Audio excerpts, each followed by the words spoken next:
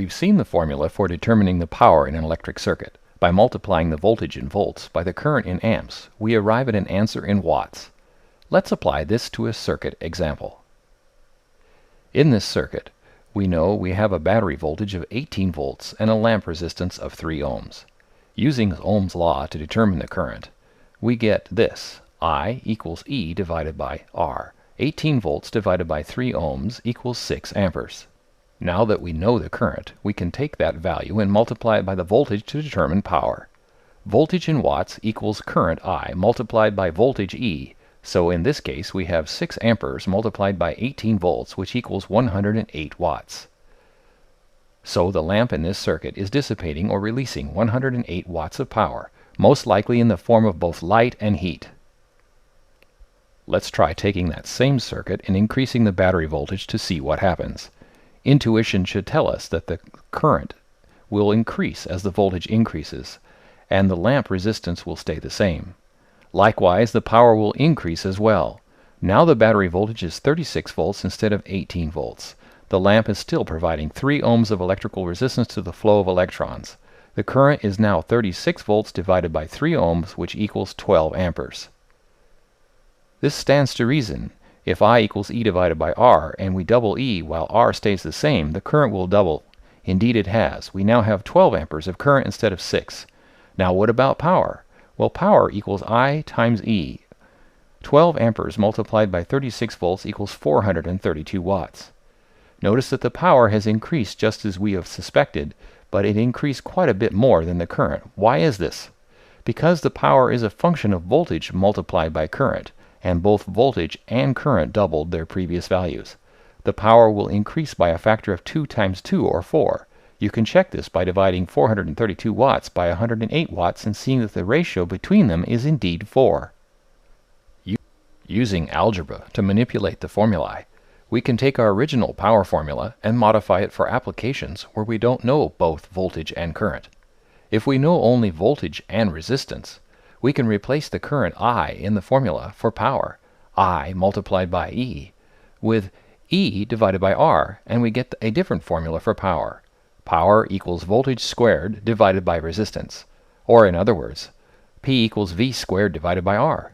You can find the power if you know the voltage and the resistance in a circuit. To square a number means to multiply it by itself. For example, 2 squared is 4, or 4 squared is 16.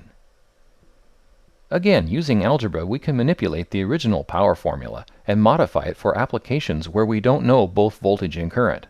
In this case, we only know current and resistance. We can replace current E in the formula for power, I times E, with I multiplied by R.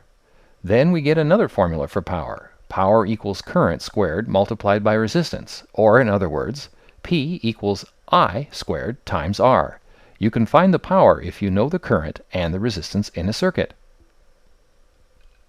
There are 3 power formulae to choose from. The first is power equals current times voltage. In symbols, this is P equals I times E or V, or stating it in terms of units, one might say watts equals amps times volts.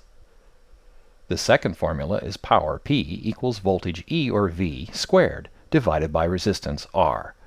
Or you might say watts equals volts squared divided by ohms. The third formula for power is power P equals current I squared times resistance R. Or you might say watts equals amps squared times ohms.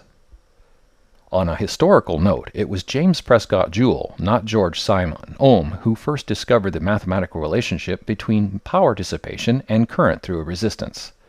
This discovery, published in 1841, followed the form of the last equation, P equals I squared R, and is properly known as Joule's law. However, these power equations are so commonly associated with the Ohm's law equations relating voltage, current, and resistance, E equals I times R, I equals E divided by R, and R equals E divided by I, that they are frequently credited to Ohm. Speaking of George Ohm and his formulae, which we call Ohm's law, there are the 3 basic equations relating voltage, current, and resistance. E equals I times R, I equals E divided by R, and R equals E divided by I. This magic circle is handy for remembering these formulae. If you cover up E for voltage, you get the formula for voltage, I times R, current multiplied by resistance. If you cover up I for current, you get the formula for current, E, divided by R.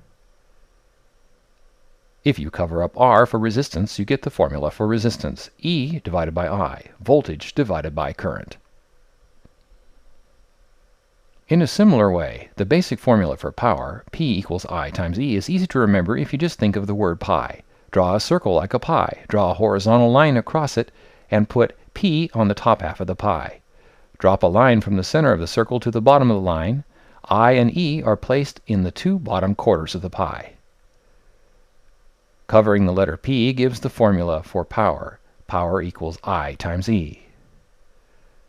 Covering the I gives another useful formula that gives current I if you know power P and voltage E or V. Current I equals power P divided by voltage E or V. Covering the E gives another useful formula that gives voltage E or V if you know power P and current I. Voltage E equals power P divided by current I. Using algebra to combine the three formulas of Ohm's law and the power formulas in all possible ways gives a total of 12 useful formulas. There are 3 formulas for each of the 4 electrical quantities: current I, resistance R, voltage V or E, and power P. One of the formulae for current I and one for voltage V has a square root sign. The square root of a number x is a number r such that when r is multiplied by itself or squared, it gives x. For example, the square root of 4 is 2, or the square root of 16 is 4. Here are the same 12 formulae for voltage in volts, resistance in ohms, current in amps, and power in watts, on a chart of a different style. Notice that this chart uses E for volts instead of V. Both E and V are used for voltage. Don't allow that to confuse you. Thanks for watching.